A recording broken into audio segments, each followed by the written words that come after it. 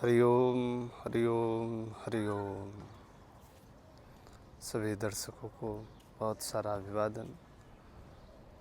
प्रकृति का आनंद आपको हमेशा मिले ऐसे भी कामना। 21 डेज योगा चैलेंज के क्रम में पुनः आज आगे बढ़ते हैं। वृक्ष आसन को हम लोगों ने आज लक्ष्य बनाया है।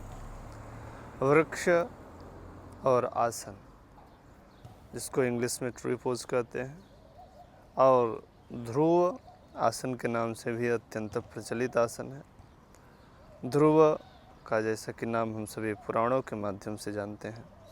वहाँ पर एक तपश्चर्या की परिपाटी में जब वो ईश्वर का साक्षात्कार करते हैं तो इसी आसन के माध्यम से करते हैं। देखिए, हमारे पीछे भी अगल बगल में बहुत सारे ट्री हैं, पेड़ हैं, अलग अलग किस्म के हैं। तो पेड़ की बहुत सारी चीज़ें हैं। ये प्रकृति के अंदर जितनी चीज़ें हमें बहुत सारा ये ज्ञान देती है, सीख देती है। इसी तरह से पेड़ है, तो ज़्यादा तो नहीं, बट पेड़ से एक सामान्य हम लोगों को ज्ञान लेना चाहिए कि हमेशा स्वस्थ रहते हैं, ये कभी भी जल्दी बीमार नहीं पड़ते हैं हम लोग जब तक इनके साथ छेड़खानी ना करें।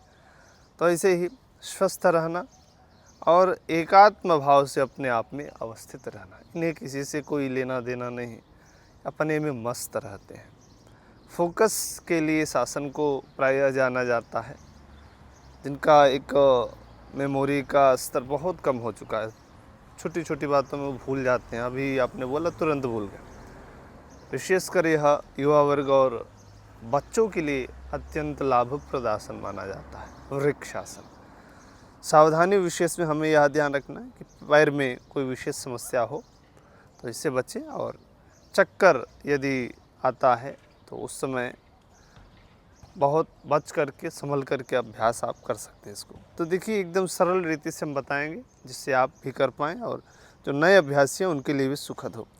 तो जो नए अभ्यासी हैं उनको क्या करना है, पहले ये पैर को हल्का सा एड़ी से ऊपर, हमारा जो एंकल है उससे ऊपर रखना है।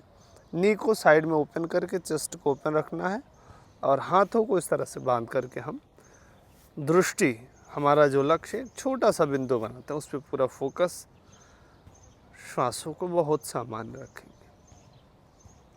प्रारंभ के दौरान आप दोनों पैरों से इस तरह से पहले एक पैर को जमाई ज़मीन पर अच्छे से, फिर उसके बाद ये दूसरे पैर का पंजा जो है ये नी के जस्ट बगल में सटा करके रख देंगे।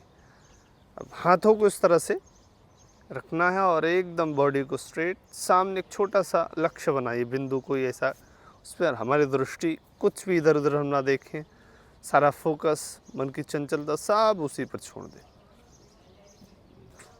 तो इस तरह से जो नए अभ्यासी हैं, फिर धीरे धीरे इस पैर को बढ़ा करके आपको दूसरे पैर के मूल से, मूलाधार से लगाना है एड़ी को। फिर यहाँ से हम पुनः इसी अवस्था में आपको हाथों को रखते हुए दीर्घ श्वसन के साथ 2 से 3 बार रुकना है, बड़े ही आनंद के साथ। फिर धीरे धीरे हाथों को हम लोग खोलते हैं, हथेली को ऊपर किए और आराम से आपस में मिलाते हुए ऊपर हमने रख दिया। यह वृक्षासन